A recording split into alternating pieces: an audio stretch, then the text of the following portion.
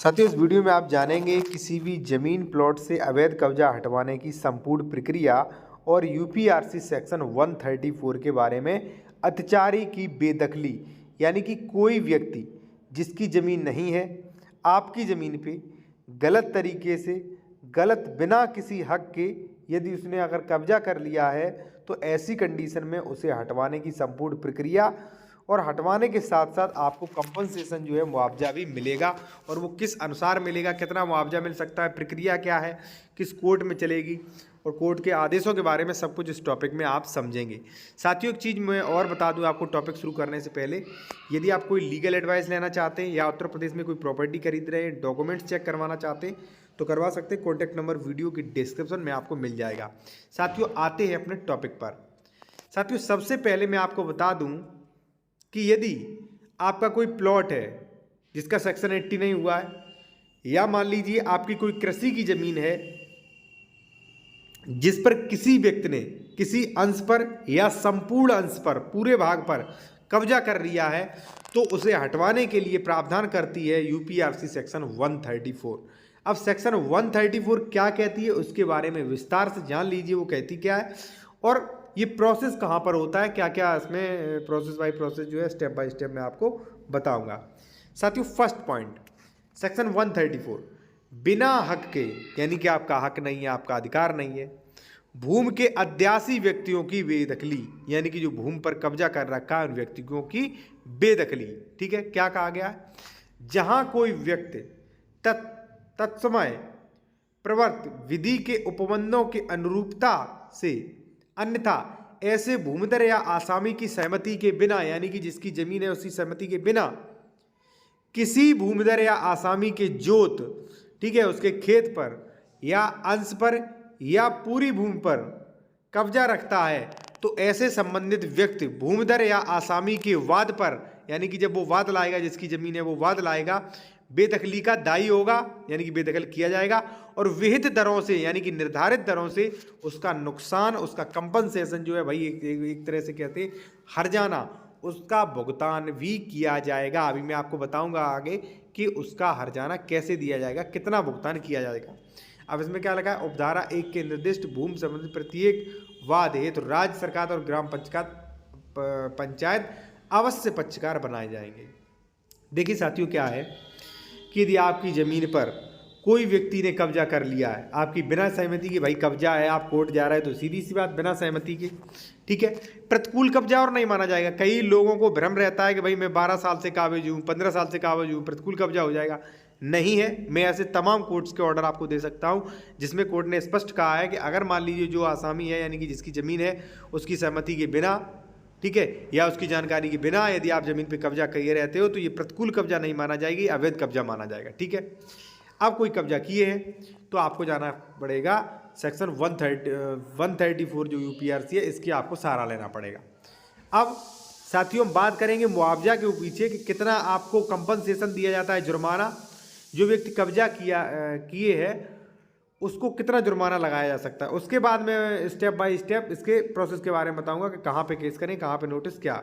ठीक है, पहली चीज़ साथियों, कंपनसेशन के बारे में क्या है, यहाँ पे आप नीचे देख सकते हैं 127 नुकसानी की दर, धारा 134 और 136, धारा 134 के अंतर्गत नुकसानी के लिए दायर वाद तथा 136(1) के अंतर्गत उल्लिखित कार्रवाई में नुकसानी दर न्यायालय अथवा संबंधित राजस्व अधिकारी के विवेक पर होगा।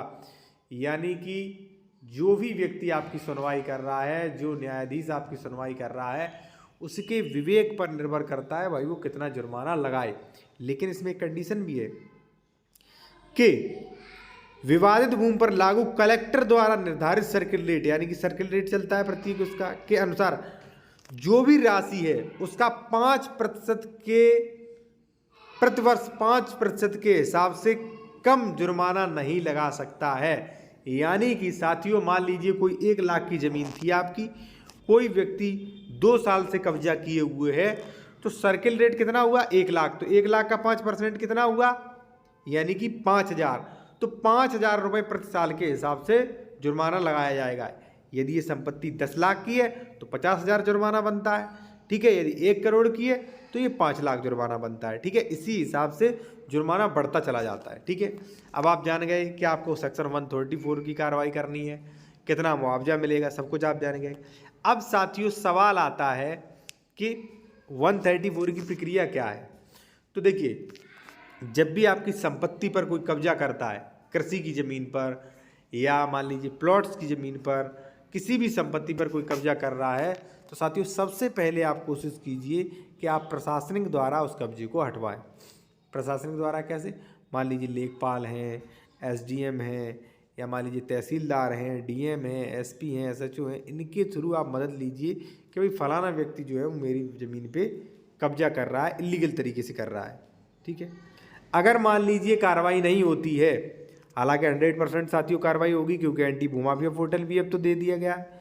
कोई अगर ज़बरदस्ती कब्जा कर रहा है तो आप एंटी भूमाफिया पोर्टल पर भी शिकायत कर सकते हैं, ठीक है। मान लीजिए आपकी कार्रवाई नहीं होती है, वैसे 100% कार्रवाई होती है, कार्रवाई बस कुछ चीज़ें में नहीं होती है। यदि कब्जा पुराना है, मान लीजिए 2, 4, 10 साल पुराना कब्जा है, तो प्रशासन नहीं सुनता है, पुलिस नहीं सुनेगी उसमें, डीएम एसपी भी नहीं सुनेंगे, एसडीएम भी नहीं सुनेंगे डायरेक्टली, ठीक है। तब आपको मजबूरन 134 में जाना पड़ेगा, ठीक है। अब 134 में आप गए तो उसमें समय भी लगेगा साथियों, ठीक है ना। तो धारा 134 का वाद जो है वो उप जिला अधिकारी के यहाँ किया जाता है। जो भी आपकी तहसील होगी, तहसील के जो उप जिला अधिकारी होंगे उनके न्यायालय में आप सेक्शन यूपीआरसी सेक्शन 134 की कार्रवाई कर सकते हैं, यानी कि आप सूट फाइल कर सकते हैं बेदखली के लिए। कहाँ पे करेंगे?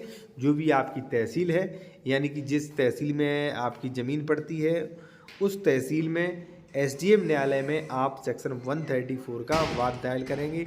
और आप डायरेक्टली कर नहीं सकते, आप जो है किसी एडवोकेट को हायर करके आप केस डालेंगे।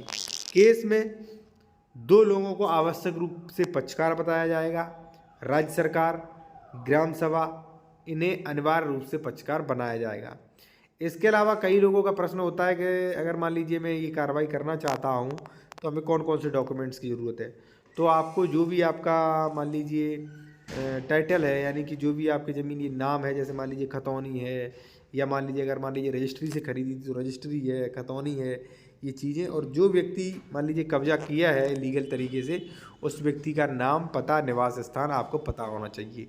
ये सारी चीज़ें और सारे डॉक्यूमेंट्स आपको होना चाहिए। उसके बाद 134 की आप कार्रवाई कर सकते हैं। और कुछ समय बाद हो सकता है कि आपकी ज़मीन से जो भी इलीगल तरीके से व्यक्ति कब्जा किए है उसकी ज़मीन से, आपकी ज़मीन से कब्जा हटा दिया जाए। तो साथियों यही वीडियो समाप्त होता है। एक चीज़ और, यदि आप कोई भी कानूनी सलाह, लीगल एडवाइस लेना चाहते हैं, या उत्तर प्रदेश में कोई आप प्रॉपर्टी देख रहे हैं, परचेज कर रहे हैं, तो उसके डॉक्यूमेंट्स वेरिफिकेशन करवाना चाहते हैं, जैसे मान लीजिए डबल रजिस्ट्री है, खतौनी है, दाखिल खारिज है, लोन है, तो ये सारी चीज़ें आप चेक करवा सकते हैं साथियों। धन्यवाद।